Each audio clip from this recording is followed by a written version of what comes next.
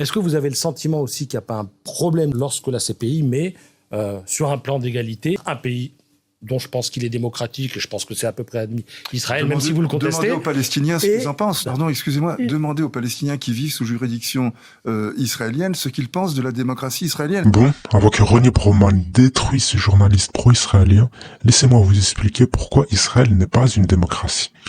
Israël contrôle la Cisjordanie et Gaza depuis des décennies. Dans ces territoires, les Palestiniens, ils ont aucun droit politique. Ils ne peuvent même pas aller voter, par exemple pour les dirigeants israéliens qui déterminent pourtant leur vie quotidienne. Sans oublier Netanyahou qui est à la tête du pays depuis je ne sais combien de temps, alors que la moitié des Israéliens sont contre, on peut appeler ça une dictature presque. Ils veulent le faire sauter, mais il reste toujours à la tête d'Israël.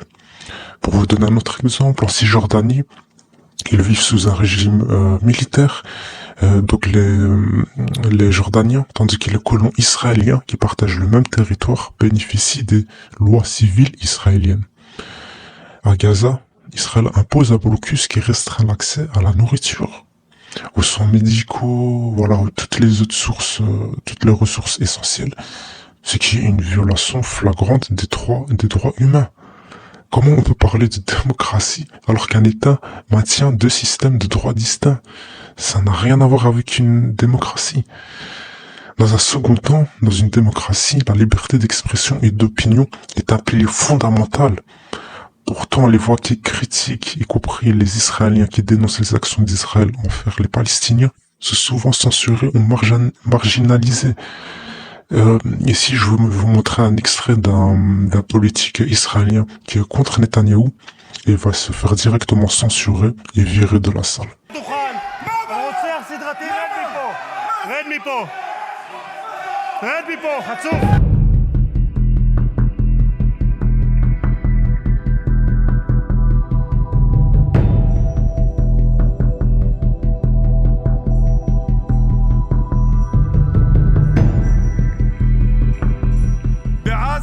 יש 17,035 תינוקות שהמערכת שלך הרגה. הדם של כולם ירדוף אותך.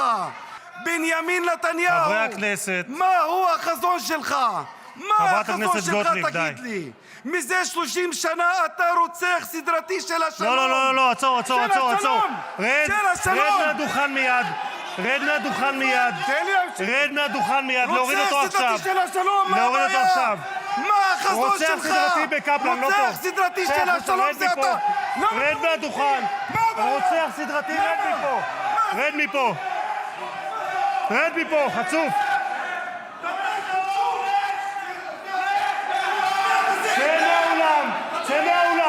צא מהאולם. Mais bon, Israël est une démocratie apparemment. Il y a 5 statuts juridiques des Palestiniens.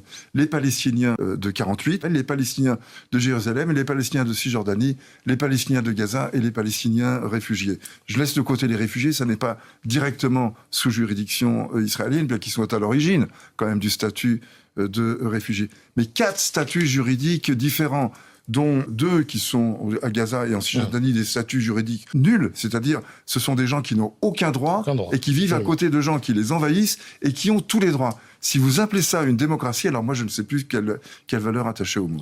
Exactement. Et pour un peu plus développer son point, Israël a divisé en fait les Palestiniens en 4 statuts juridiques, comme il l'a dit, pour mieux les contrôler et limiter leurs droits. Dans un premier temps, on a les citoyens palestiniens d'Israël. Bien qu'officiellement ils sont citoyens, mais ils sont quand même traités comme des citoyens de seconde zone, avec des discriminations, par exemple dans l'accès à la terre, à l'éducation et aux ressources publiques. Dans un second temps, on a les Palestiniens de Jérusalem-Est. Eux, ils ont un statut de résident permanent, mais qui peuvent perdre facilement. Et leurs maisons sont souvent détruites ou confisquées. Après, on a aussi les Palestiniens de Cisjordanie, comme je vous l'avais dit là tantôt. Donc eux, ils vivent sous occupation militaire, sans droit politique, voilà, sans tout ça. Alors que les colons israéliens, ils bénéficient des lois civiles. Après, on nous dit que c'est une démocratie. Et enfin, on a Gaza. Ouais, ça c'est vraiment le pire, hein. Blocus, privation des besoins essentiels, bombardement intensif, alors qu'on voit partout. Donc en fait, ce système, il est vraiment fragmenté et il est conçu pour diviser les Palestiniens. Il est conçu pour les empêcher de se mobiliser et justifier un traitement inégal. En fait, c'est pas une démocratie. C'est pas une démocratie. C'est un régime d'apartheid reconnu par de nombreux organismes internationaux. Il me semblait qu'il y avait des élections libres dans ce pays. Il y a des élections libres. Ça suffit pas pour déterminer qui est Afrique du Sud. À ce moment-là, Si, il y avait des élections qui étaient libres pour les Blancs en Afrique du Sud. Pour les Blancs, que pour les Blancs. Et il y avait aussi des députés noirs à l'Assemblée. Eh bien, l'Afrique du Sud n'était pas une démocratie, c'était un État raciste. On est d'accord. Ouais. Comme l'est l'État israélien. Avoir le droit de voter ne fait pas d'un pays une démocratie. En Israël, les Palestiniens citoyens israéliens peuvent voter, mais leurs droits sont limités et ils sont traités comme des citoyens de seconde zone. Leur influence politique, elle est quasiment nulle, car les lois et politiques discriminatoires les marginalisent. Ronnie Broman, il a vraiment raison de comparer cela à l'Afrique du Sud sous l'apartheid.